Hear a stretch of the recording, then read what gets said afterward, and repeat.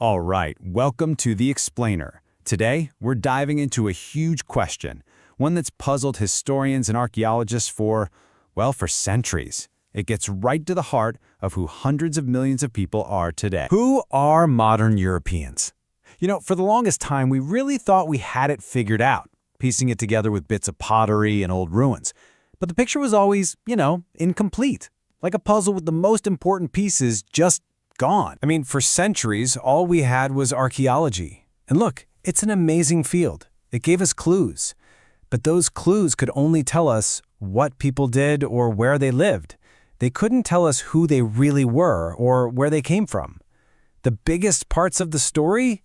Totally in the dark. But then, everything changed. A scientific revolution gave us this incredible new tool. A way to literally look directly into the past and read the story written in our very bones. It's a science called paleogenetics, and it is, no joke, a genetic time machine. It lets scientists pull actual DNA out of ancient skeletons and read the biological history that's been locked away inside for thousands of years. Okay, so how does this even work? Well, the process is just as wild as it sounds. Scientists have to be super careful, right? They extract this really fragile, ancient DNA from bones. Then they sequence it. They read the code. And then, using these super powerful computers, they compare it to the DNA of people living today.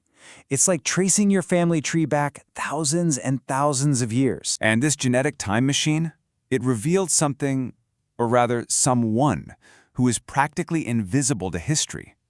A group of people who would explode out of the grasslands of Eurasia and would, literally, change the world forever. So, let's meet them.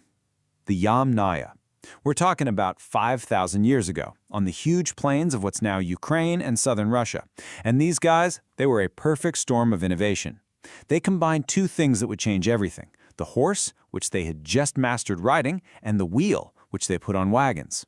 That combination made them one of the most mobile, expansive cultures in all of human history. Okay, so they have the horses, they have the wagons. And then, around 3000 BCE, something just happens. They burst out of their homeland.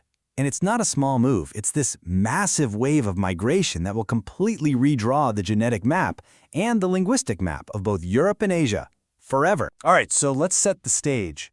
To really get the sheer scale of their impact, you have to understand what Europe was like before they showed up. So, pre-Yamnaya Europe, it wasn't some single uniform group. It was already a genetic tapestry. First, you had the original hunter-gatherers. They'd been there for over 40,000 years. The DNA shows they had dark skin and, fascinatingly, they were the first humans to evolve blue eyes. Then a new wave of people arrived, farmers from Anatolia, what's now Turkey.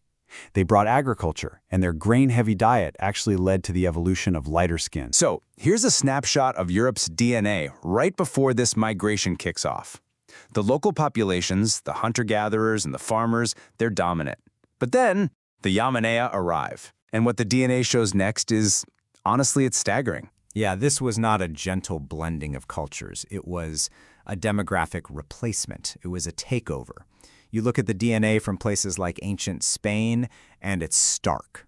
The original male genetic lines, the Y chromosomes, they're almost completely wiped out and replaced by the DNA of the incoming Yamnaya men. But, and this is key, the local female lines, they mostly stick around. That pattern tells a pretty brutal story of conquest. And this leads to one of the most mind-bending paradoxes in all of history. Let's talk about the Basque people in Spain and France. Their language, Euskera, it's a total outlier. It's a linguistic island. It's the only language in Western Europe that survived from before the Indo-Europeans, before the Yamnaya arrived. So you'd think, right? You'd assume they must be the last genetic remnants of those old pre-Yamnaya Europeans. But they're not. In this incredible, stunning twist, Basque men today carry the highest concentration of that Yamnaya paternal DNA in all of Europe. It's like the quote says, "They are the linguistic ghosts of the old world, living in the genetic bodies of the newcomers." Just wild. But wait, there's more. The Yamnaya didn't just go west into Europe.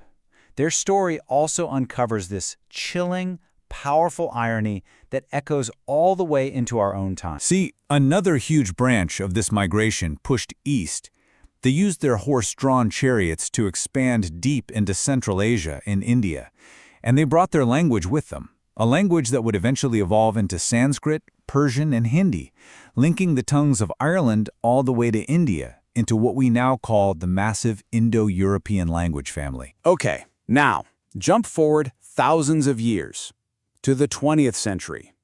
Nazi ideology, which was obsessed with this twisted, false idea of a pure Aryan race, they labeled the Slavic peoples of Eastern Europe, Russians, Ukrainians, Poles, as undermention, subhumans, fit only for slavery or to be wiped out. It just completely turns our assumptions about who's native and where traits come from upside down.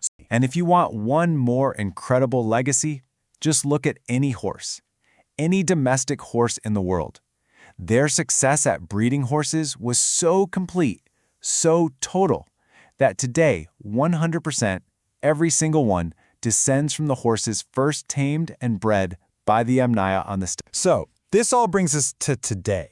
And this is where this ancient story of bones and DNA becomes incredibly, crucially relevant to our modern world. You see, the Yamnaya story, it's not some weird exception.